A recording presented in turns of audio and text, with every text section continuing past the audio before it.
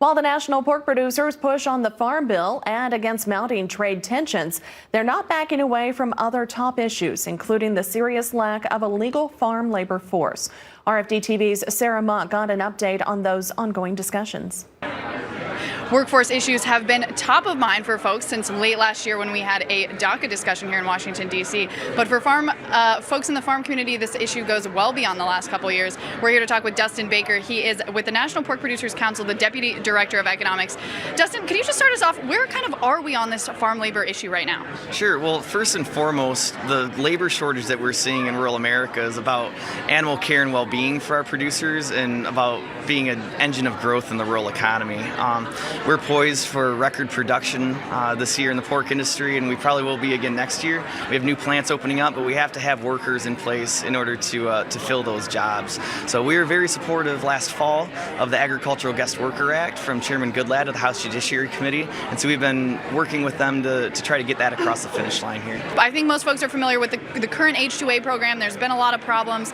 What did Congressman Goodlatte propose? Sure. Well, the H-2A program currently, it's for jobs that are seasonal or temporary in nature, and we know that the livestock industry in general and the pork industry in particular is a year-round endeavor, and so the Ag Guest Worker Act simply would create a new H-2C category that would allow for year-round work up to 3 years at a time before the worker would have to return to their home country. Who are the stakeholders in this kind of broader labor discussion? It's not, and that's one of the issues. There's a number of agencies that are involved, including Department of Homeland Security and the Department of Labor.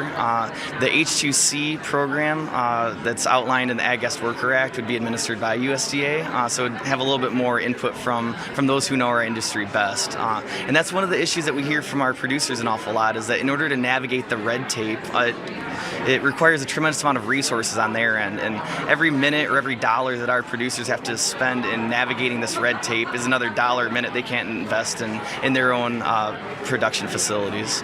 Well, and final question: if folks are struggling with these issues, want to learn more, want to get more involved in this kind of broader conversation, where would you send them? Sure, you can visit our website at www.nppc.org.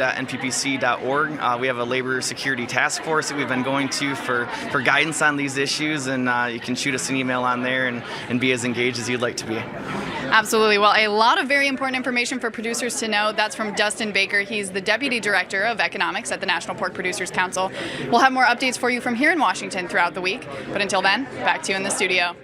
While discussions about ag labor reform stalled in the House Judiciary Committee late last year after Chairman Bob Goodlatte's bill failed to gain enough votes in the House, despite vocal support